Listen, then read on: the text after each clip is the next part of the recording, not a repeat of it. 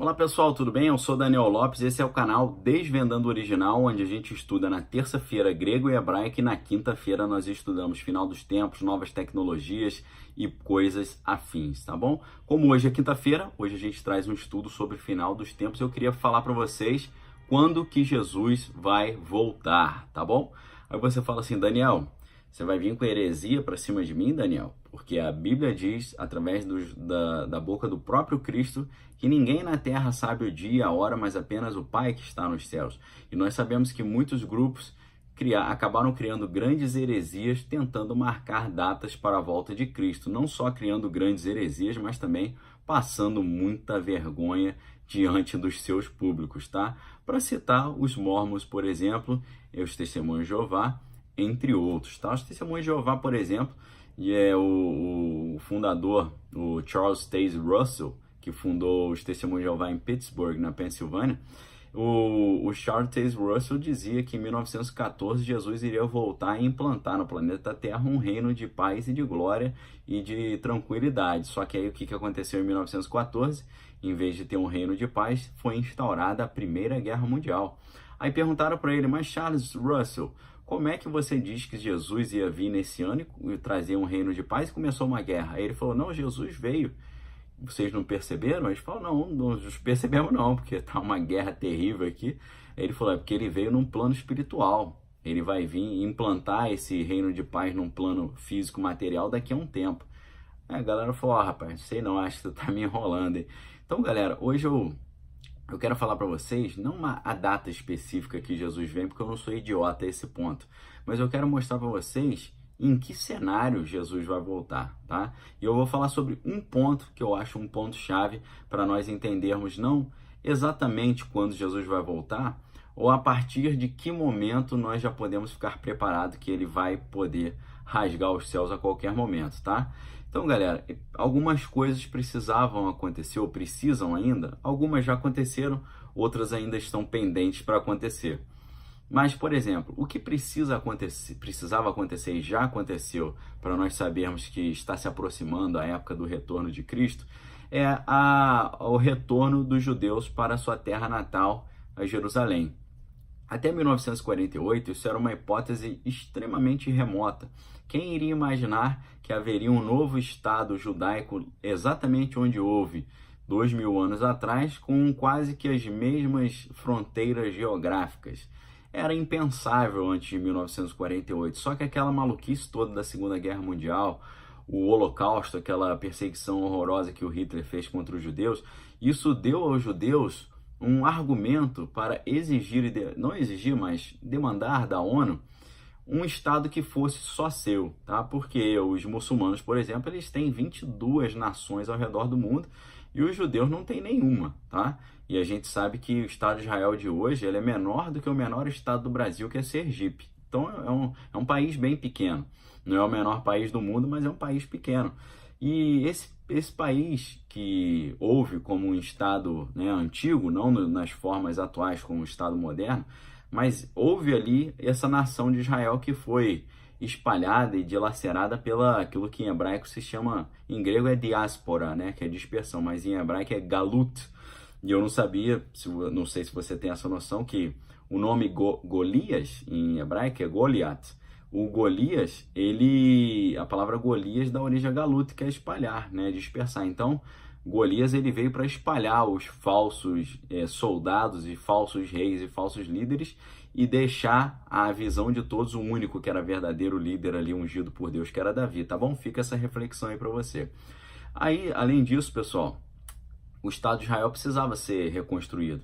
Miraculosamente ele foi em 1948, até inclusive com a participação do brasileiro Oswaldo Aranha dando um voto de Minerva ali, decidindo pela reconstrução de um Estado judaico, tá certo? E aí, ou seja, o que a gente viu em 1948? Profecias ancestrais sendo cumpridas ali, né? Profecias antiquíssimas vindo à tona e se tornando realidade. Então, a reconstrução do Estado de Israel em 1948 é um ponto muito importante para nós percebermos que o cenário do fim, do que a Bíblia relata não só no livro do Apocalipse, mas em todos os outros livros escatológicos, né, como Mateus 24 é uma reflexão escatológica de Jesus. As cartas de Paulo aos Tessalonicenses falam muito sobre o final dos tempos, né? O livro de Daniel, o livro de Ezequiel, e vários desses livros estão falando, apontando para o final dos tempos ali. Então, não é só o livro do Apocalipse que tem estudos de final dos tempos. Tem várias outras literaturas dentro da Bíblia que tratam desse tema dos últimos dias.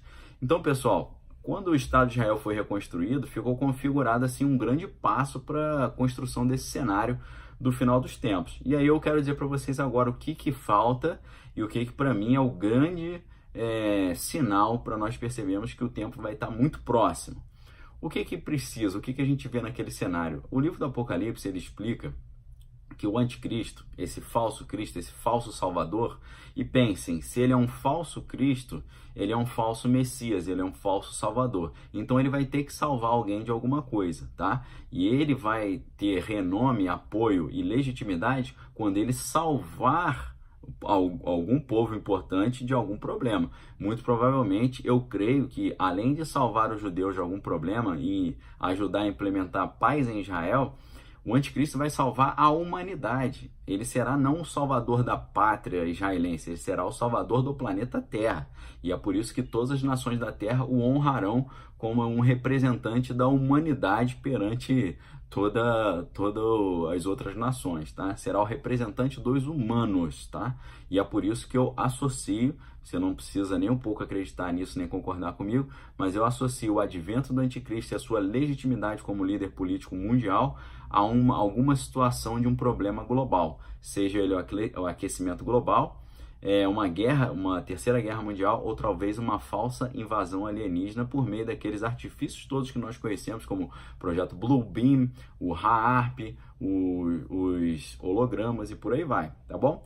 Então, pessoal, o que os livros escatológicos, entre eles o Apocalipse, nos ensinam sobre essa presença do anticristo? Ele vai, num primeiro momento, fingir que é bonzinho, fingir que é amigo, fingir que está trabalhando em prol do bem do povo, mas quando ele se revelar como filho da perdição verdadeiramente, ele vai se assentar no trono lá do Templo de Jerusalém, vai se assentar no Templo de Jerusalém, vai exigir adoração, vai exigir ser adorado, vai proibir a adoração a qualquer outra divindade e ele vai permitir única e exclusivamente que ele seja adorado como uma forma de Deus, tá?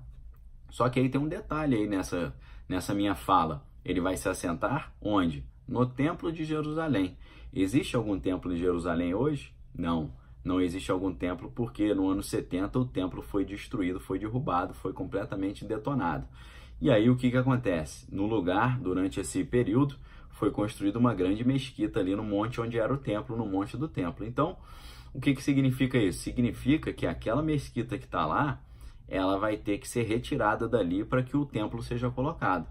Esse para mim é o grande sinal. E por isso que eu estou falando, eu quero falar para vocês quando Jesus vai voltar. Eu não vou falar nem um dia nem a hora, mas o cenário. Quando o templo em Jerusalém for reconstruído, o cenário já vai estar praticamente completo para que o anticristo se apresente e o verdadeiro Cristo venha e vença não só o anticristo, mas todo o seu exército apenas com o sopro da sua boca. Então, pessoal, a reconstrução do templo em Jerusalém é o grande sinal.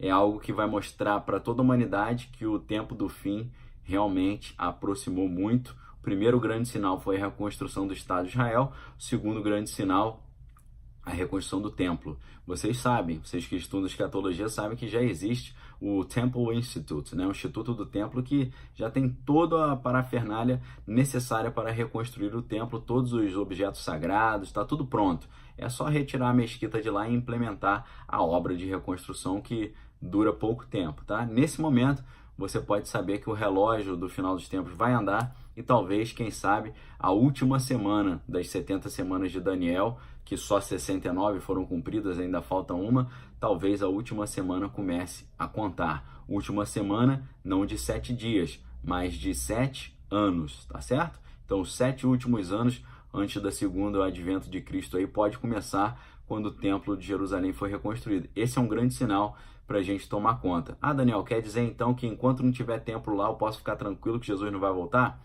Não sei, cara. Aqui nada é dogmático, nada é definitivo. Eu não estou batendo martelo em nada. Eu só estou colocando a minha opinião. A minha opinião é essa, que quando o templo for reconstruído, a última semana do relógio de Israel, do relógio da redenção da humanidade, vai começar a contar os últimos 7 anos, tá bom?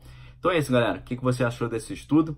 Clica no like aqui, clica no sininho das notificações, se inscreva no canal, caso ainda não seja inscrito, deixe seu comentário dizendo o que você acha sobre essa segunda vinda de Cristo, qual é o momento mais crucial. Se você quiser, nos ajude aqui a divulgar esse vídeo e esse canal também, tá bom, galera? Aqui embaixo eu vou deixar o link para você adquirir a minha série de DVDs Panorama Mundial do Anticristo, onde eu trago estudos aprofundadíssimos sobre esses temas, e além disso tem uma série só de estudos do Apocalipse, que é Desvendando o Apocalipse também, são 11 DVDs estudando o livro do Apocalipse. Então você tem vários DVDs da série Panorama Mundial do Anticristo, e além disso tem a série Desvendando o Apocalipse. Aqui embaixo eu vou deixar para vocês os links, tá bom? Forte abraço, pessoal, examine todas as coisas e retenha o que é bom. A gente se vê na próxima terça-feira com mais um vídeo estudando grego e hebraico. Forte abraço, galera, valeu!